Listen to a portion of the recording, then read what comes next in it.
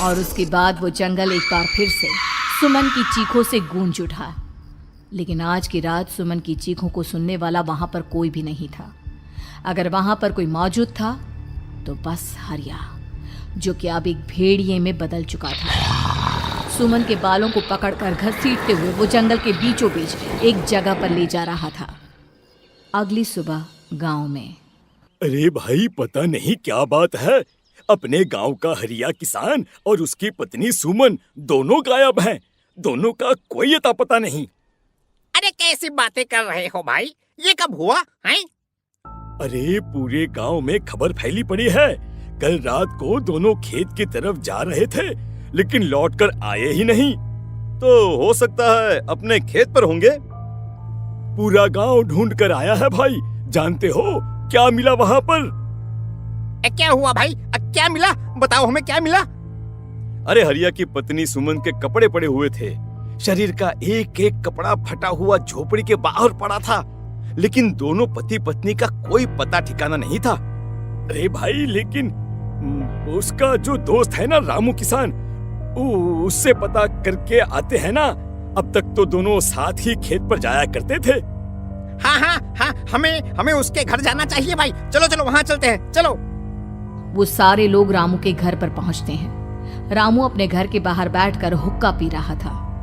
आज सारे के सारे लोग टोली बनाकर मेरे घर क्यों आ रहे हैं? क्या कोई मर गया क्या भाई? अरे कैसी बातें कर रहे हो? तुम्हारा सबसे अच्छा दोस्त हरिया और उसकी पत्नी गायब है और तुम यहाँ बैठकर हुक्का पिए जा रहे हो हैं? रामू ने अजीब सी नजरों से उन सब गांव वालों की तरफ देखा, जिसकी वजह से वो लोग एक बार के लिए डर गए। गायब है? अरे गायब नहीं है, मुक्ति मिल गई है। उन दोनों को मुक्ति मिली है। इस दुनिया में आकर हर इंसान पाप करता है और उसे उसके पापों के लिए मुक्ति मिलना बहुत जरूरी है।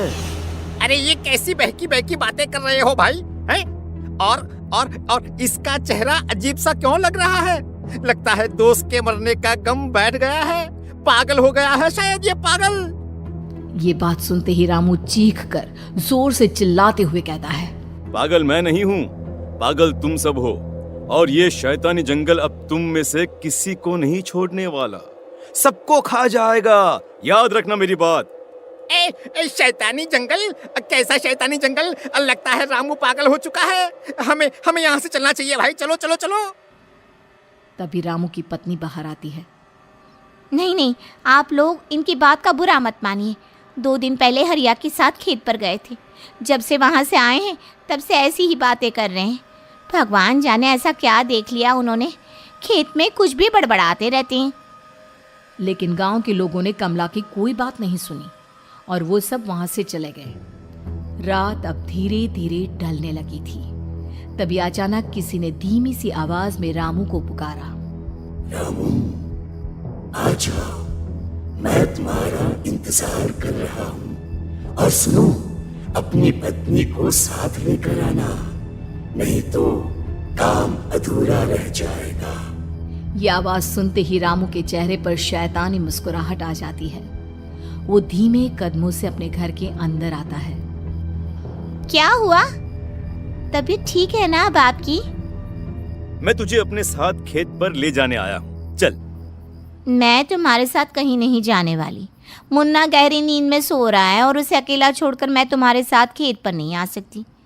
वैसे भी तुम्हारे उन खेतों में भगवान जाने कौन सा राक्षस घूम रहा है, मुझे तो डर लगता है। रामू गुस्से में दांत पीसता अपनी झोपड़ी से बाहर आ जाता है और कमला गहरी नींद में अपने बच्चे के साथ सो जाती है।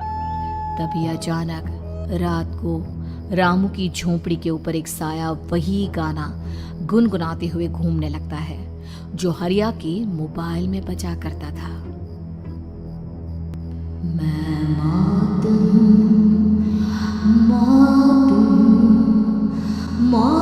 जो पसरी है चारों ओर, जो आएगी कहीं से भी निगल जाएगी सबको।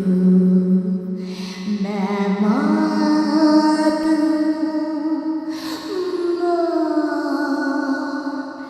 अब मैं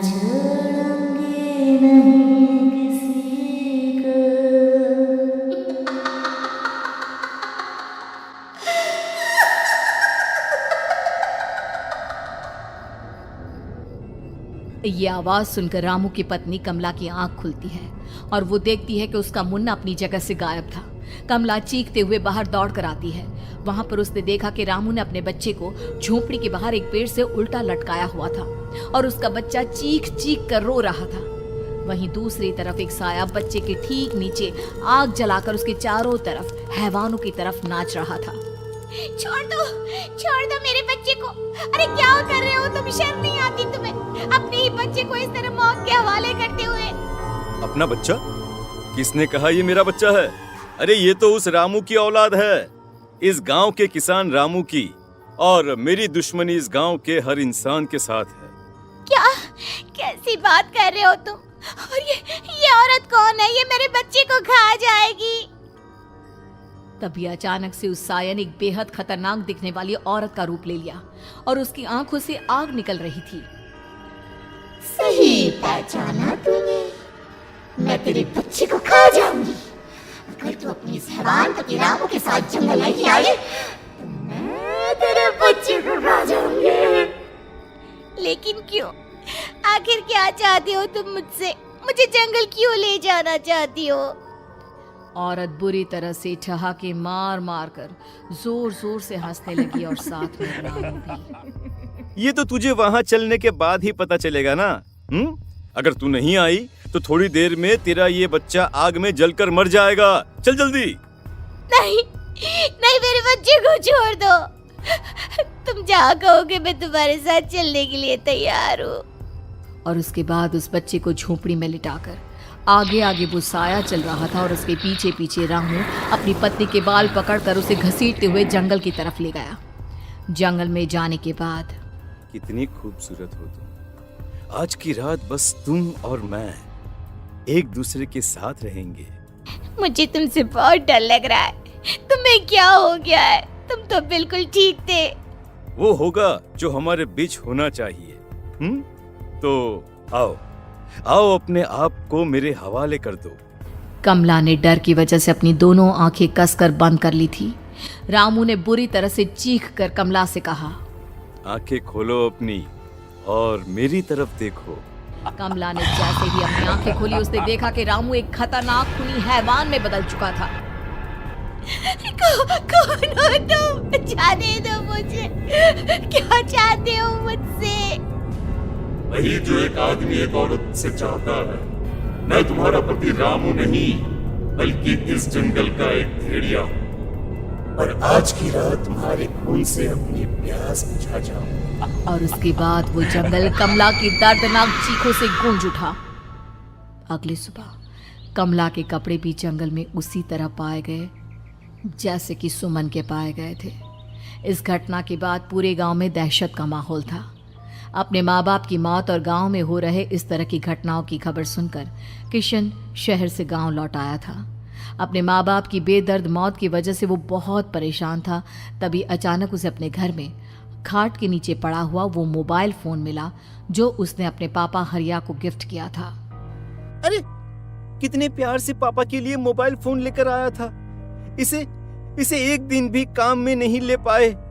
और आखिर कौन है जो गांव में इस तरह की हत्याएं कर रहा है? क्या है इन सब के पीछे? क्या है? मुझे पता करना ही होगा, वरना एक दिन पूरा का पूरा गांव खाली हो जाएगा। इस गांव में एक भी जिंदा इंसान नहीं बचेगा। गांव के लोगों की मदद करने के इरादे से किशन अपने गांव से दूर एक दूसरे गांव में बहुत बड़े तांत्रिक के पास मिलने के लिए गया। तांत्रिक बाबा, अब आप ही कुछ उपाय बता सकते हैं। भगवान जाने हमारे गांव को किसकी नजर लग गई है। नजर नहीं लगी है, किसी ने तुम्हारे गांव को बद्दुआ दी है। किसी सताई हुई आत्मा का प्रकोप है और अब वो पूरे गांव में किसी को नहीं छोड़ेगी जब तक उसकी आत्मा को शांति नहीं मिल जाती। अरे लेकिन ऐसा कौन है बाबा? किसकी आत्मा है और कैसे मिलेगी उसे शांति? मौत है, मौत कहीं से भी आएगी और सबको निगल जाएगी। इससे बचने का सिर्फ एक ही उपाय है, लेकिन उस उपाय को करना आसान नहीं होगा। जो भी उस उपाय को करने की कोशिश करेगा उसकी जान जा सकती है। भले ही मेरी जान चली जाए, लेकिन मैं अपने गांव के लोगों की जान बचाने की पूरी कोशिश करूंगा बाबा। तो ठीक है फिर, अगली अमावस की रात जैसा मैं कहता हूँ वैसा ही करना। अमावस की रात तांत्रिक के बताए अनुसार किशन अपने साथ केरोसिन लेकर जंगल की तरफ चल पड़ा। उसके हाथ में देवी के मंदिर का सिंदूर भी था। किशन जंगल के बीचों बीच पहुंचा। ये देखकर उसकी आंखें फटी की फटी रह गई। वहां एक उबलते पानी का तालाब था और कई लोगों की लाश लटक रही थी। किशन के माँ बाप की लाश भी वहीं थी। माँ, बापू, क्या हो गया? ये क्या हो गया? तभी वहां पर एक औरत और आदमी आते हैं। उन्हें देखकर किशन चौंक जाता है। गोपाल काका, आपकी तो 5 साल पहले मौत हो गई थी। और निर्मला काकी, आप? मौत तो हो गई थी, लेकिन तुम ये नहीं जानते कि हमारी मौत कैसे हुई थी। क्या कहना चाहते हैं आप? कुछ नहीं, बस ये जान लो कि अब इस गांव में कोई जिंदा नहीं बचेगा। लेकिन क्यों काकी? क्योंकि 5 साल पहले इन गांव वालों ने मुझे डायन बताकर पत्थर मार मार के मार डाला। मेरी कोई गलती नहीं थी। गांव का एक बच्चा क्या लापता हुआ, सारा इल्जाम मेरी पत्नी पे डाल दिया। और जब मैंने निर्मला की जान बचाने की कोशिश की तो मुझे भी मार डाला। आपके साथ ये बहुत गलत हुआ काकी, लेकिन आप जो कर रहे हैं वो भी सही नहीं है ना? तुम यहाँ से चले जाओ वरना तुम भी नहीं बचोगे। हमारी आत्मा पिछले 5 साल से मुक्ति के लिए भटक रही है। चले जाओ यहाँ से। मौका देखकर किशन सिंदूर उन दोनों के ऊपर डाल देता है। उनका शरीर जलने लगता है और वो भयानक तरीके से चिल्लाने लगते हैं। अगले ही पल किशन उनके ऊपर केरोसिन डाल देता है और वो दोनों जल जाते हैं। किशन अपने माँ बाप और दूसरी लाशों का अंतिम संस्कार करवाता है और अपने घर लौट आता है। लेकिन वो अभी भी इस बात से अनजान है कि मोबाइल अभी भी बज रहा था।